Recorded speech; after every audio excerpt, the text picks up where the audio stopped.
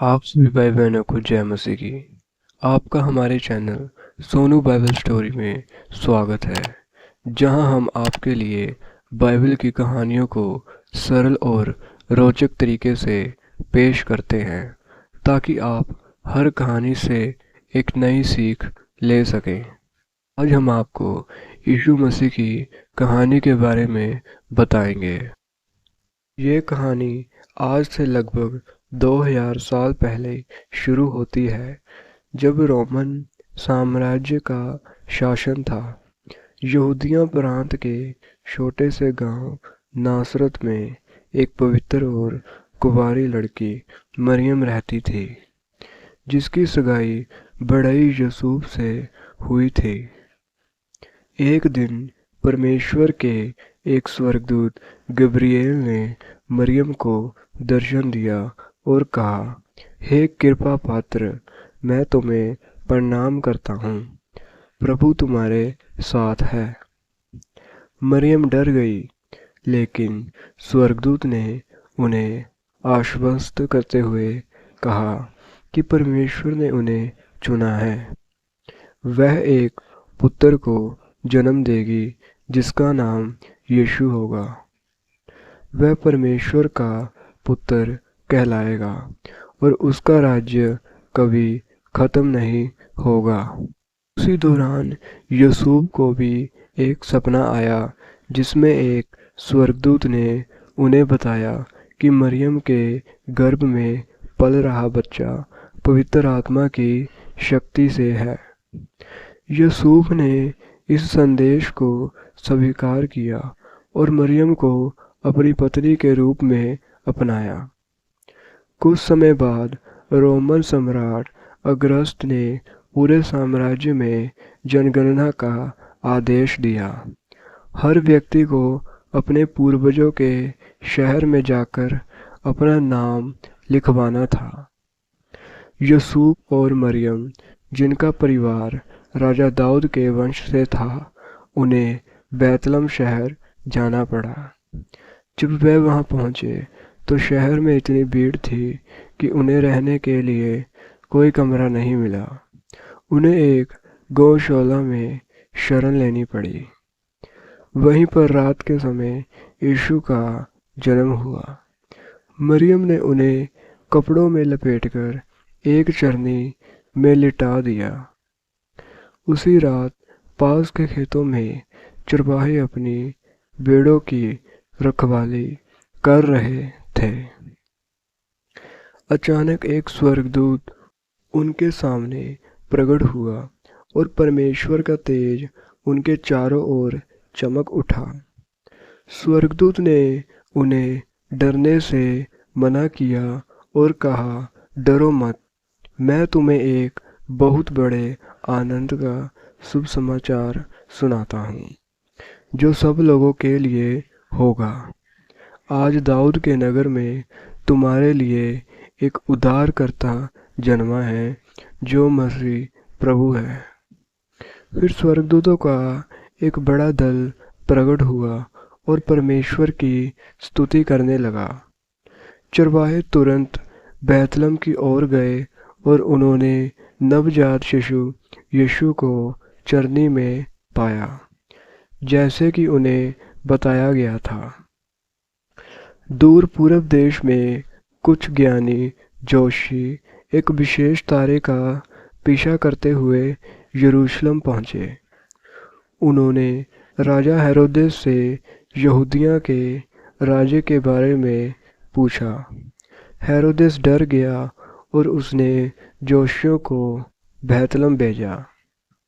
जोशी उस तारे का पीछा करते हुए आगे बढ़े और वह तारा एक घर के ऊपर जाकर रुका। उन्होंने घर में प्रवेश किया और यीशु को उनकी मां के साथ पाया। उन्होंने झुककर उनकी आराधना की और सोना, लोबान और गंधरस की बहुमूल्य भेंटें चढ़ाई। राजा हेरोदेस ने जोशियों से वापस आकर उसे खबर देने को कहा, लेकिन परमेश्वर की चेतावनी पाकर वे दूसरे रास्ते से अपने देश लौट गए। जब हेरोदेस को पता चला कि उसे धोखा दिया गया है, तो उसने बैतलहम के 2 साल से कम उम्र के सभी बच्चों को मार डालने का क्रूर आदेश दिया। लेकिन एक स्वर्गदूत ने यूसुफ को सपने में मिस्र भाग जाने की चेतावनी दी। वह हेरोदेस की मृत्यु तक मिस्र में रहे। बाद में वे नासरत आए, जहाँ यीशु का बचपन बीता। यीशु ने लगभग 30 साल की उम्र तक एक बड़ाई के रूप में यूसुफ के साथ काम किया। इस दौरान उनके बारे में बाइबल में बहुत कम जानकारी मिलती है। जब उन्होंने अपनी सार्वजनिक सेवकाई शुरू की, तो उन्होंने यरदन नदी में अपने रिश्तेदार यूहन्ना बपतिस्मा देने वाले से बपतिस्मा लिया। बपतिस्मा के बाद आकाश खुला, परमेश्वर की आत्मा कबूतर के रूप में उन पर उतरी और आकाशवाणी हुई, ये मेरा प्रिय पुत्र है, जिसमें मैं बहुत प्रसन्न हूँ। इसके बाद यीशु पवित्र आत्मा की अगुवाई में जंगल में गए, जहाँ उन्होंने 40 दिन और 40 रातों तक उपवास रखा और शैतान की 3 परीक्षाओं का सामना किया। उन्होंने हर परीक्षा में परमेश्वर के वचन से शैतान को हराया। यीशु ने गलील के सागर के किनारे अपने पहले शिष्यों को बुलाया। उन्होंने मशवारे शमौन, अंद्रियास, याकूब और यूहन्ना को अपने पीछे आने के लिए कहा और उन्हें मनुष्यों के मशवारे बनाने का वादा किया। इन 12 शिष्यों ने यीशु के साथ रहकर उनसे शिक्षा ली और उनके चमत्कारों को देखा। यीशु की शिक्षा और चमत्कार। यीशु ने लोगों को पहाड़ों पर नावों में बैठकर और सभाघरों में सिखाया। कि सबसे प्रसिद्ध शिक्षाओं में से एक पहाड़ी उपदेश है। इसमें उन्होंने प्रेम, क्षमा, नम्रता, दया और परमेश्वर पर भरोसा रखने के महत्व को समझाया। उन्होंने सिखाया कि केवल नियमों का पालन करना पर्याप्त नहीं है, बल्कि मन की शुद्धता भी महत्वपूर्ण है। उन्होंने अपने अनुयायियों को पृथ्वी का नमक और जगत की ज्योति कहा। यीशु ने लोगों के लिए कई अद्भुत चमत्कार किए, जो ये साबित करते थे कि वह परमेश्वर का पुत्र है। उन्होंने कोढ़ियों को शुद्ध किया, अंधों को दृष्टि दी, बहरों को सुनने की शक्ति दी और लकवे से पीड़ित लोगों को ठीक किया। उन्होंने बीमारों को केवल एक स्पर्श या एक शब्द से चंगा किया। यीशु ने कई लोगों को मृत्यु से वापस उठाया, जिनमें उनके मित्र लाजर भी शामिल थे, जिनकी मृत्यु को 4 दिन हो चुके थे। उन्होंने तूफानी समुद्र को शांत किया और पानी पर भी चले। एक बार उन्होंने 5 रोटियों और 2 मछलियों से 5000 पुरुषों और उनके परिवारों को भोजन कराया। यीशु ने अपनी शिक्षाओं को समझाने के लिए अक्सर दृष्टांतों का उपयोग किया। खोई हुई भेड़ का दृष्टांत, उजाड़ू पुत्र का दृष्टांत, अच्छे सामरी का दृष्टांत बहुत प्रसिद्ध है। इन कहानियों के माध्यम से उन्होंने परमेश्वर के प्रेम, दया और क्षमा को समझाया। यरूशलेम के अंतिम सप्ताह अपनी सेवकाई के अंतिम समय में यीशु एक गधे पर बैठकर यरूशलेम में प्रवेश किए। लोगों ने उनकी अगवानी में खजूर की डालियां बिछाईं और हसन्ना जय हो कहते हुए उनका स्वागत किया। इसी सप्ताह उन्होंने मंदिर से उन लोगों को बाहर निकाला जो वहां पैसों का लेन देन कर रहे थे। यीशु ने अपने शिष्यों को बताया कि वे जल्द ही कष्ट सहेंगे और सूली पर चढ़ाए जाएंगे।